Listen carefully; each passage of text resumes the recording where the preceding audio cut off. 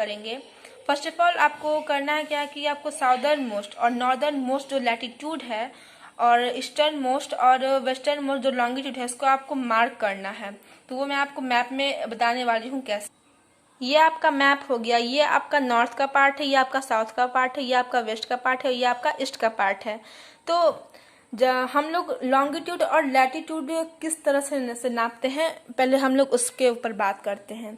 ये आपका इंडिया का मैप है और यहाँ पे कुछ वैल्यूज दिए गए हैं जो कि हर मैप में दिए रहते हैं। तो इसके बेसिस पे हम लोग लॉन्गिट्यूड या फिर लैटिट्यूड नापते हैं। तो जहाँ हम लोग देख रहे हैं कि ये जम्मू कश्मीर का पार्ट है, तो ये आपको मेनली यहाँ तक एक्सटेंड किया है और ये आपको कन्याकुमारी जो कि तमिलनाडु में आता है वो आपको यहाँ तक एक्सटेंड किया है। तो यहाँ का वैल्यू क्या है, रफली 8 डिग्री 4 नॉर्थ और यहाँ का आपको क्या है 37 डिग्री 4 नॉर्थ। अब हम लोग बात करते हैं लैटिट्यूड के बारे में। तो ये जो गुजरात का एरिया है यहाँ से जब हम लोग इसको यहाँ तक नापते हैं और ये जो आपको अरुणाचल प्रदेश का जो एरिया है इसे जब हम लोग नापते हैं तो ये रफली यहाँ तक आता है और ये आपको यहाँ तक आता है।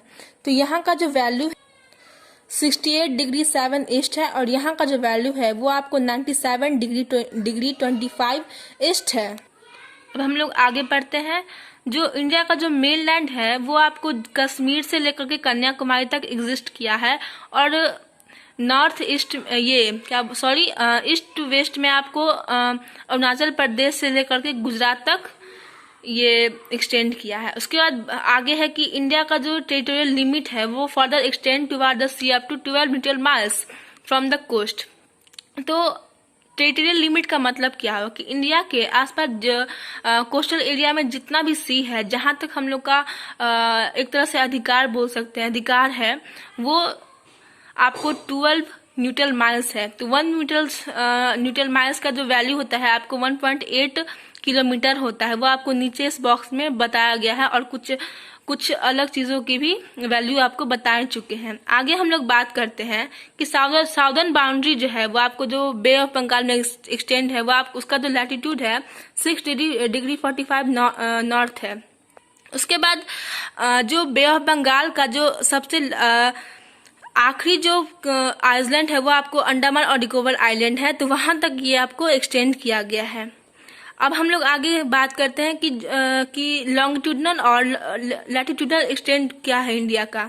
तो वो रफली 30 डिग्री माना गया है और एक्चुअल जो डिस्टेंस है जो कि नॉर्थ टू साउथ मेजर किया गया है वो आपको 3214 किलोमीटर है और ईस्ट टू वेस्ट जो है वो आपको बस 2933 किलोमीटर है। ये जो आपको है कुछ रीजन पे बेस्ड किया गया है जो कि आपको प्रैक्टिकल वर्क इन ज्योग्राफी का जो आपको 3rd चैप्टर है उसमें आप लोग डिटेल में पढ़ेंगे।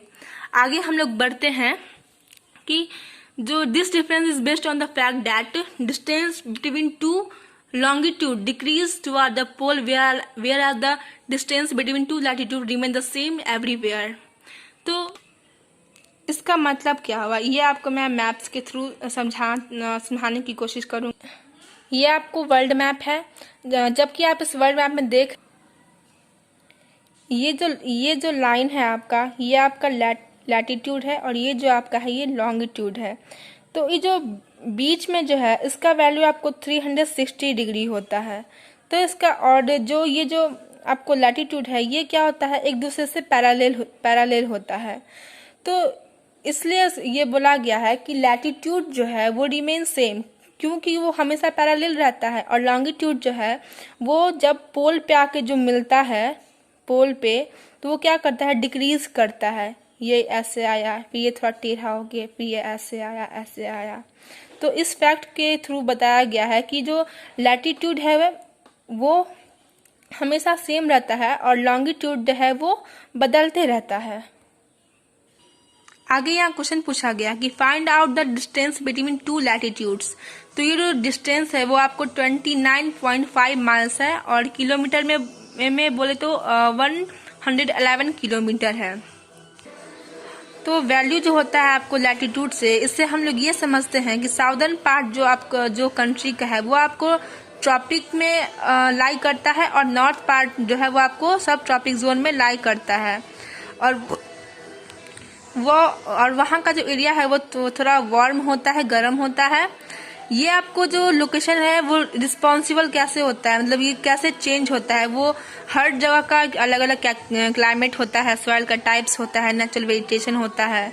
जिस तरह से हम लोग जानते हैं कि हम लोग के बिहार में, झारखंड में, उत्तर प्रदेश में एलुवियल सॉइल इजीली अवेलेबल है, जबकि as compared to other place वहाँ पे ये सब सॉइल नहीं अवेलेबल है, क्योंकि हर जगह का जो क्लाइमेट है वो वेरी करता है। तो इसके तो आपको फिर कंफ्यूजन होगा कि आपको कहाँ से आपको ये नॉर्थ हुआ स्टार्ट और कहाँ से साउथ हुआ, कि मतलब कौन कौन से स्टेट आपको उसको ट्रॉपिकल जोन में आते हैं और कौन सा सब ट्रॉपिकल जोन में आते हैं। तो ये भी मैं आपको मैप के थ्रू समझ। ये आपको इंडिया का मैप है और यहाँ से आप देख रहे हैं कि यहाँ से एक लाइन पास हो रही है जो कि ट्रॉपिक ऑफ कैंसर है। तो ये लाइन जिस जिस स्टेट से पास कर रही है, गुजरात से, महाराष्ट्र से, कुछ इसका राजस्थान का पार्ट है, कुछ छत्तीसगढ़ का है, झारखंड से, वेस्ट बंगाल से, मिजोरम से। तो ये आपको कुछ स्टेट्स हैं जहाँ से ट्रॉपिक ऑफ कैंसर पास करते हैं। तो इस ट्रॉपिक ऑफ कैंसर का जो ये है, ये आपको हो गया ट्रॉपिकल जोन, और ये जो आपका हो गया इस साउथ का पार्ट, ये आपको हो गया सब ट्रॉपिकल जोन। तो ये आप समझ चुके होंगे। तो आगे बताया गया है कि which cause the time difference of nearly 2 hours between the easternmost and the western part of our country। जैसा कि हम लोग जानते हैं कि हम लोग का जो ईस्ट का जो एरिया है वहाँ पे सन जो होता है ना वो जल्दी उगता है और as compared to western part. तो ये क्यों होता है, इसके ऊपर क्या मतलब लॉजिक है। तो मान लीजिए कि ये अर्थ है, ओके, ये अर्थ है रफली, मान लीजिए इसे घूमने में 24 आवर लगता है, 24 आवर इसे लगता है रोटेट करने में। और यहाँ पे जो इंडिया का पार्ट है, यहाँ पे तो इंडिया का जो हम लोग रफली जो माने थे लैटिट्यूड और लॉन्गिट्यूड, वो कितना था 30 डिग्री। 1 लैटिट्यूड का जो वैल्यू होता है वो आपको होता है वन जो होता है लैटिट्यूड का वैल्यू होता है आपको 4 मिनट। तो इंडिया का जो लॉन्गिट्यूडल और लैटिट्यूडल एक्सटेंड है आपको 30 डिग्री, तो 30 डिग्री का क्या हो जाएगा आपको 120 मिनट। तो 120 मिनट का क्या हो जाएगा 2 आवर। तो इस कारण से जो है कि तो मतलब कि लैटिट्यूड जो है 1 लैटिट्यूड का वैल्यू आपको 4 मिनट है। तो 30 जो हम लोग का लॉन्गिट्यूडल और लैटिट्यूडल एक्सटेंड है, तो 30 जो है मतलब अगर मान लीजिए कि अगर आपको एक लैटिट्यूड और लॉन्गिट्यूडल एक्सटेंड में आपको अगर 4 मिनट लग रहा है, तो 30 में आपको कितना लगेगा 120 मिनट। तो 120 मतलब मिनट का मतलब हुआ कि 2 आवर। तो इसके बेसिस पे कि ईस्टर्न पार्ट में जो है सूर्य जो है वो 2 घंटा पहले राइज होता है as compared to western part. तो यहाँ तक आप लोग समझ चुके होंगे। आगे हम लोग बात करते हैं। You are familiar with the concept of Indian standard time. तो आप लोग तो जानते होंगे इंडियन स्टैंडर्ड टाइम के बारे में, और उसके आपको पूछा गया है कि उसका यूज़ क्या है स्टैंडर्ड मीडियन के बारे में। तो ये मैं आपको बताने वाली हूँ। पूरे वर्ल्ड ने जो एक सेलेक्ट किया है स्टैंडर्ड मीडियन, वो आपको 7 डिग्री 30 लॉन्गिट्यूड के मल्टीपल में होगा। तो ये 7 डिग्री 30 लॉन्गिट्यूड को ही क्यों चुना गया मैं आपको उसके बारे में बताऊंगी। पहले आप ये जान लीजिए कि इंडिया का जो स्टैंडर्ड मीडियन है वो आपको 82 डिग्री 30 ईस्ट है, और इसे कैसे सेलेक्ट किया गया है ये भी हम लोग जानेंगे। तो अब देखिए, अब हम लोग सबसे पहले इंडिया के बारे में बात करते हैं। अभी हम लोगों ने पढ़ा कि जो इंडिया में जो है वो ईस्ट में जो है सन जल्दी उगता है as compared to western part. तो उसको टाइम लगता है आपको 2 आवर। तो हम लोग का इस जो हम लोग निकाले वो किसके बेसिस पे निकाले, 30 डिग्री जो हम लोग माने थे लॉन्गिट्यूडनल और लैटिट्यूडनल एक्सटेंट के बारे में। तो सॉरी ये गलत से लिखा गया। तो देखिए क्या होगा कि अगर 2 आवर में हम लोग को 30 डिग्री लग रहा है तो हम लोग को 1 आवर में 15 डिग्री लगेगा, है कि नहीं। अगर 1 आवर में 15 डिग्री लग रहा है तो हम लोग को 30 मिनट में कितना लगेगा, 7 डिग्री 5 लगेगा।